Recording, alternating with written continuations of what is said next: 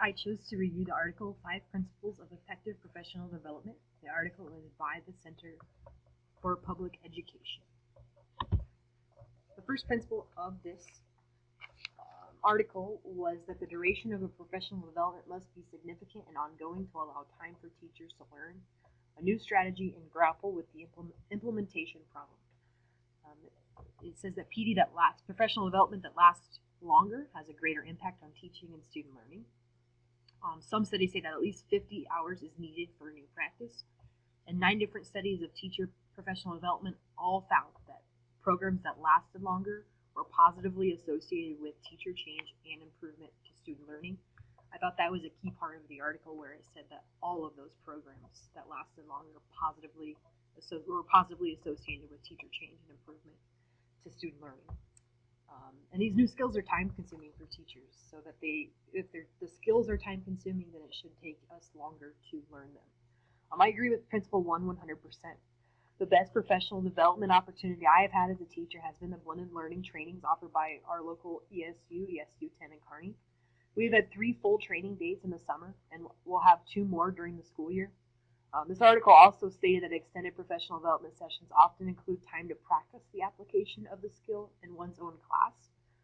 So this is not only has the duration been long enough for me to be able to comfortably apply my training, but the time in between to practice the training has been appropriate as well. I usually go to as many trainings as I can in the summer, as well as during the school year. And I think that this one, that it has had so much effect on me, and I've personally had so much success with it because of the time I've spent at the workshops and the time in between that I can practice the skill.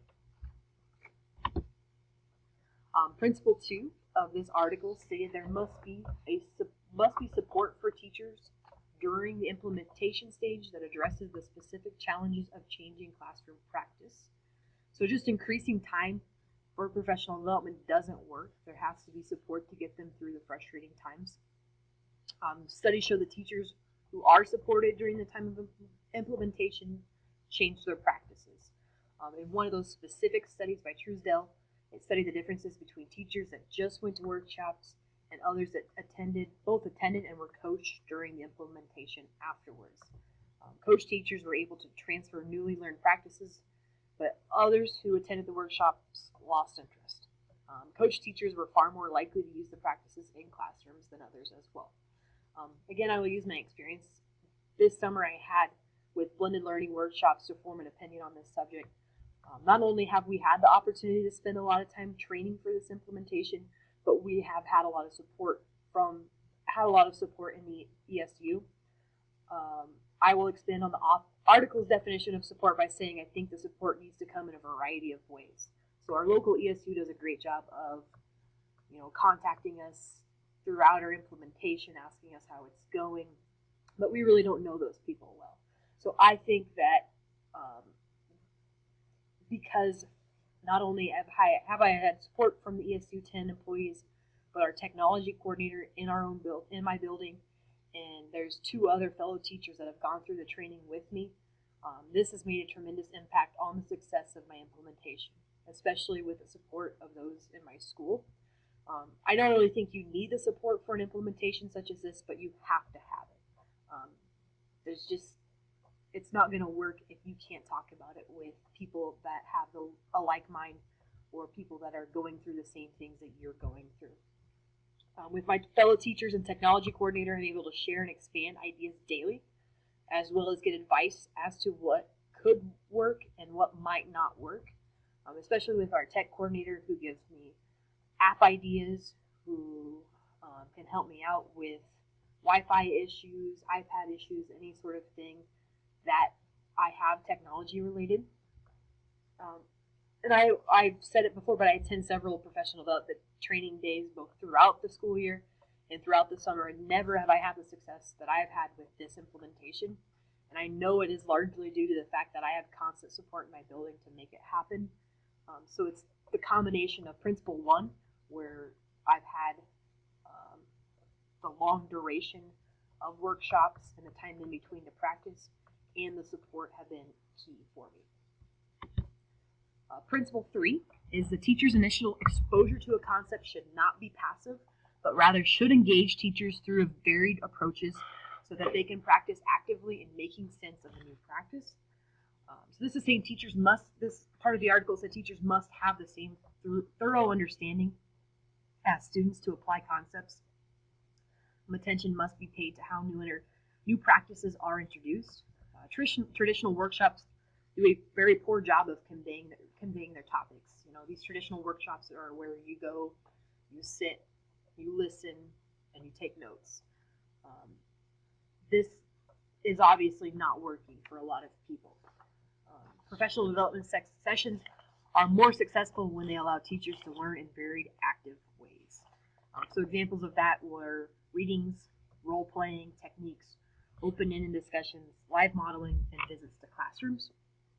And I do agree with the author saying that traditional workshops where you just sit and listen are largely ineffective. I look back on the hours and hours of training that I have received over the years. The best workshops have a varied way of learning for teachers. These workshops also include me actually getting time to discuss strategies with other teachers of the same grade level.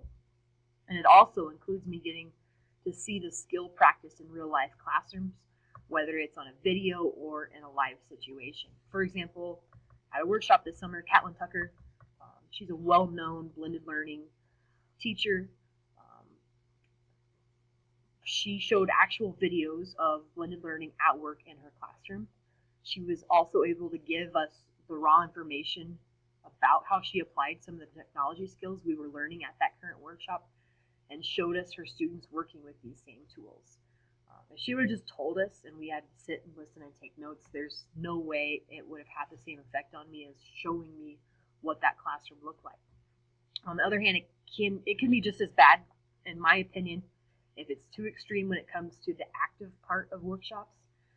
Some workshops I've been to have overdone it, where you are up with partners meeting new people all day long, and it takes away from the learning part from it. All the active parts should, to me, have a purpose. I think teachers go to these workshops to learn, and if that active part is making them more uncomfortable than it is they are learning, then it's not effective. I think this is where the phrase varied approaches and the teachers and the way the concept is presented that the author used comes into play. The whole workshop cannot be the same thing for it to be effective and stick with teachers. I think teachers that have good experiences where they're not sitting and listening and doing the same thing all day, or they're not uncomfortable all day, those are the things, the skills, the concepts that teachers are going to apply. Principle 4 of this article talks about modeling. Modeling has been found to be highly effective in helping teachers understand a new practice. So modeling, when an expert demonstrates a new practice, has been shown to be particularly successful in helping teachers understand and apply a practice, as well as keep them open to adopting it. So instead of hearing about a topic, a master teacher may teach using a specific skill and be observed by a teacher learning that skill. Teachers can see how the method is used successfully in a real-life situation and see the real-life results of it happening. To me, this should be a no-brainer for teachers and administrators. None of us are successful without modeling in our own classroom, so how do we expect professional development trainings to be successful for teachers without modeling? I think a key phrase the author used, though, was an expert should be the one to demonstrate the skill. Our local ESU 10, does a great job of bringing in experts that come from not only locally but nationally to speak with us about a particular skill or topic. Some of these experts have been all over the country, not only sharing their knowledge with other teachers, but practicing their knowledge with students. So they're modeling from themselves, modeling it on students. They then are able to model these practices with us and give us expert advice as to what works and what doesn't. The article also mentioned the live setting where an expert teacher is able to show colleagues what they do in their classrooms, but an expert teacher is able to show them where they don't have to listen to it. It's hard to grasp a concept that is supposed to be revolutionary to our classrooms by just hearing about it. I've been in several teachers' classrooms gaining knowledge on specific skills or just even observing, sometimes for only 15 minutes. And I've learned more in that 15 minutes time where I see that teacher in action and see how it actually works with students than I have sitting for 8 hours at a workshop and taking notes. Seeing the skills modeled and in practice to me is definitely a key component of professional development. And again, if we don't think students can learn without modeling, I don't know how we can expect teachers to learn without modeling. The last principle of this article was the content presented to teachers shouldn't be generic, but instead specific to the discipline or grade level. Districts often provide staff-wide training on the first days of school and assume all teachers can equally benefit from the training of generic concepts. We've all, as teachers, sat through these, and even though there were some general concepts that can apply, they are best understood within content areas and discipline specific. So for example, the article gave questions that are open-ended, more likely in a generic setting, but in a content-specific and discipline-specific setting, questions could be more analyzed and explored, more in depth, and relatable if the trainings are focused on specific grade levels of those subjects. It also, studies indicate that professional development that addresses discipline-specific concepts and skills have improved student learning and teacher practice. Teachers want their top priority of professional development to be more about the content they teach. And a lot of the assessments, informal assessments, formal assessments at the end of workshops that they all give, that was a phrase that was coming up more, that teachers want to know specifically about how to apply a concept to their grade level. And, I agree with the author's perspective on this, but it's hard for a concept like this to apply to rural schools, especially when it went into, the generic trainings on the first days of school. At our school in particular, there's one teacher per grade in most elementary classrooms, and then 2 teachers per subject for both middle school and high school combined. We either have to pay to bring somebody in or to do the professional development trainings, or our our technology coordinator or their special teacher will present something to us. There's no way we could afford to bring in specific people for every specific subject or specific grade level, or there's no way we'd have enough time to get that done. So while this principle is great in theory, it's not great in practice for all schools, including mine. But there have been trainings outside of my district, outside of our school, that I've been to that have been more specific to my grade level, and that they have been more effective for me. I've also noticed I seem to connect and are more likely to connect with a workshop presenter if he or she is teaching or has been teaching my specific grade level. So again, while this is a great theory, not always a great practice for us smaller schools.